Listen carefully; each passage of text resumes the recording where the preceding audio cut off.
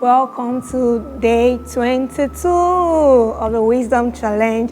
So I'll be speaking from chapter 22 of the book of Proverbs. And I'll be starting from chapter verse 1, which says, a good name is to be more desired than great wealth. Favor is better than silver and gold. That is, even as we journey through life, a good name is better than riches. A good name is better than silver and gold. That no matter what you acquire, no matter the riches you have acquired, but a good name is better. You know, my pastor usually say, what name will you leave for your children? That is, what legacy of name will you leave for your children? That when they hear that name, they'll be able to rise to your help.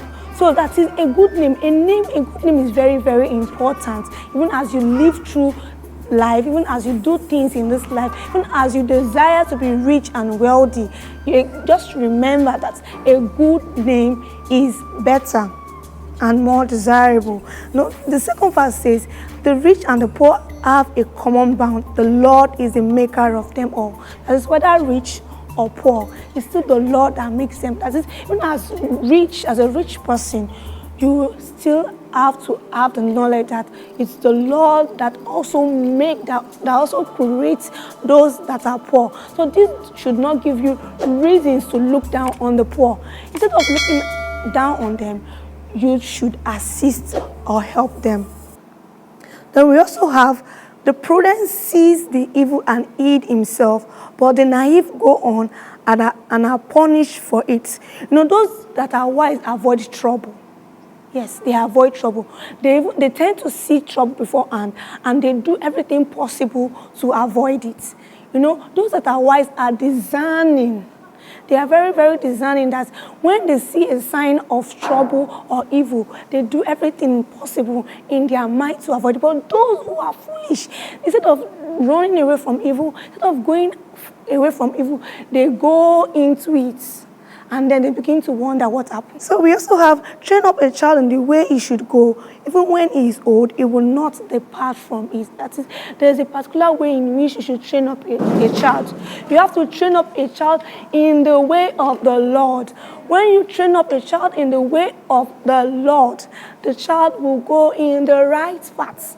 And going in that right path, when the child grows up, the child will not be able to depart from it because, you know, the child has whatever you instill in a child from when he or she is young, that's what the child take up even when that child grows old. He who loves purity of heart and whose speech is gracious, the king is his friend. You know, the society is full of all evil, deception, lies, dishonesty, things that are not true. But when you are a person who is of pure hearts, who say the truth always, who says things rightly with his or her tongue, then you become a friend to men because they know that they are going to hear the right things from you. They even come to you for advice because they know that whatever time they come to you, they are going to hear the correct thing from you. In verse 13, it says, the sluggard says, there is a lion outside, I will be killed in the streets. When you are not bold enough to take certain steps, you become lazy to that particular thing. For example, if we are on a 31 days wisdom challenge. For example, you are meant to do a particular thing. Let me use an example of, you are meant to post some things on your social media page, and on the first day, you're kind of scared, wondering that if you post this thing, will it be right? Will it be okay? Will people comment? And when you begin to think about all these things, it will avoid you, it will stop you from posting. And it can lead to laziness, because when you begin to do that same thing consistently, and when you begin to think about those things consistently, it leads to laziness. So when you are not bold enough to take certain steps, it leads to laziness. So I want to tell us this time that we should be courageous. Even on this 31 days wisdom challenge, it's important that we consistently do the things we are ought to do. When I say consistent, I mean daily daily doing of those things we are meant to do. And when we do these things, we will see the change in which we really want.